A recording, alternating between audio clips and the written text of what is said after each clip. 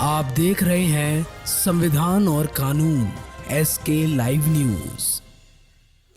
लोक शिकायत निवारण विभाग द्वारा उत्तरी सुगांव पंचायत भवन परिसर में रक्तदान सह जागरूकता शिविर का आयोजन। सुगोली प्रखंड के उत्तरी सुगांव पंचायत में बुधवार को लोक शिकायत निवारण विभाग द्वारा भारतीय रेड क्रॉस सोसाइटी मोतिहारी के तत्वाधान में पंचायत सरकार भवन परिसर में रक्तदान सह जागरूकता शिविर का आयोजन किया गया। कार्यक्रम का उद्घाटन जिला लोक शिकायत निवारण पदाधिकारी सह अपर समाहर्ता शैलेंद्र कुमार भारती एवं प्रशिक्षु DSP कुमारी प्रियंका ने संयुक्त रूप से फीता काट कर किया। शिविर में बड़ी संख्या में ग्रामीणों की सहभागिता देखी गई। कार्यक्रम को संबोधित करते हुए ADM शैलेंद्र कुमार भारती ने कहा कि सरकार द्वारा संचालित सभी विकास योजनाओं की जानकारी अब मोबाइल के माध्यम से आसानी से उपलब्ध है। लोगों को चाहिए कि वे इन सुविधाओं का सही उपयोग करें और संबंधित विभाग व अधिकारियों में सहयोग ले। उन्होंने अभिभावकों को सचेत करते हुए कहा कि आज का युवा वर्ग मोबाइल में नृत्य देखने में अधिक समय व्यतीत कर रहा है, जो भविष्य के लिए नुकसानदायक हो सकता है। उन्होंने विशेष रूप से महिलाओं से आग्रह किया है कि वे अपने बच्चों को उच्च शिक्षा के लिए प्रेरित करें, ताकि वे प्रशिक्षु DSP जैसे पदों तक पहुंच कर सके और आत्मविश्वास के साथ अधिकारियों से संवाद कर सके। प्रधानमंत्री आवास योजना पर चर्चा करते हुए ADM ने कहा कि यदि कोई भी आवास से संबंधित कोई समस्या हो तो सीधे प्रखंड विकास पदाधिकारी से शिकायत की जा सकती है। वहीं अंचलाधिकारी कुंदन कुमार ने कहा कि उन्होंने स्वयं सिविल सेवा परीक्षा की तैयारी के दौरान मोबाइल का सकारात्मक उपयोग किया था, लेकिन आज के दौर में अभिभावकों को बच्चों पर कड़ी नजर रखने की जरूरत है। उन्होंने जाति, आय, आवासीय प्रमाण पत्र दाखिल खारिज एवं परिमार्जक जैसे कार्यों में किसी भी समस्या पर सीधे संपर्क करने की अपील की। रक्तदान शिविर में पंचायत मुखिया रंजीता झा ने स्वयं रक्तदान कर कार्यक्रम का शुभारंभ किया, जिसके बाद BDO नूतन किरण सहित कई लोगों ने रक्तदान किया। मौके पर BDO नूतन किरण, CO कुंदन कुमार, CDPO अंजना, चिकित्सा अधिकारी doctor MA Asad, BPRO Indrajit Kumar, मुखिया Prabhakar Mishra, BCM Nitish Giri, BHM Aditya Singh, Jeevika area coordinator Anshu Pandey, CLF लेखा पात्र मुन्ना, कुमारी पंडित सहित अन्य गणमान्य लोग उपस्थित थे। कार्यक्रम का संचालन प्रभाकर मिश्रा ने किया, जबकि अंत में मुखिया रंजीत झा ने धन्यवाद ज्ञापन किया। कुछ नहीं था, एगो भगवान जी का आश्रम था, बाकी कुछ नहीं था, एक विद्यालय में, लेकिन ढंग से नहीं था। और हमने शुरुआत यहाँ से किया और जितने भी 12 वार्ड हैं सब में हमने रोड और नाला परिश्रम करके मनरेगा से, विकास फंड से और किया। और उसी समय जब हमने यह सोच लिया कि एक बार बिहार का पहला जीविका भवन भी हम अपने पंचायत में बनाए, उसके बाद वहाँ मुख्यमंत्री जी जब आए थे 2022 में, तो बिहार का पहला जीविका भवन वहीं से उन्होंने वर्चुअल से माध्यम से उद्घाटन किया और संजोगवश यहाँ नहीं है। लेकिन उसके बाद जब मुख्यमंत्री जी पिछले साल 2024 में आए तो हम यहाँ पर सब लोग का कृपा था और उसी समय हम पंचायत भवन शुरुआत किए थे। लगभग 1 साल पूर्ण नहीं हुआ था, फिर भी हमने जोर शोर से प्रयास किया और माननीय का कदम इस पंचायत में पड़ा और विकास और तेजी गति से हौसला बुलंद हुआ और हमने किया। हमारे पंचायत में जन जीवन हरियाली की तरफ से पोखरा का भी निर्माण मैंने कराया है। अब कहने का अर्थ है कि यहाँ पर जो पंचायत भवन में आज का कार्यक्रम है सब बताया है।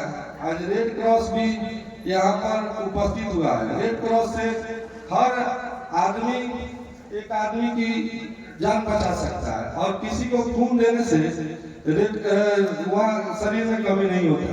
अगर जिन भाई बहन लोगों को अगर इच्छा हो तो रक्तदान भी शिविर में कर सकते हैं। जानेंगे तो हम लोग का उपयोग सही से कर सकेंगे। इसके लिए हम लोग सरकार तो प्रयासरत है ही, इसलिए सरकार इतने लोगों को आपके बीच में भेजी है कि आप लोगों को भटकना नहीं पड़े। हम लोग चिकित्सा को अच्छा परफॉर्मेंस दे रहे हैं।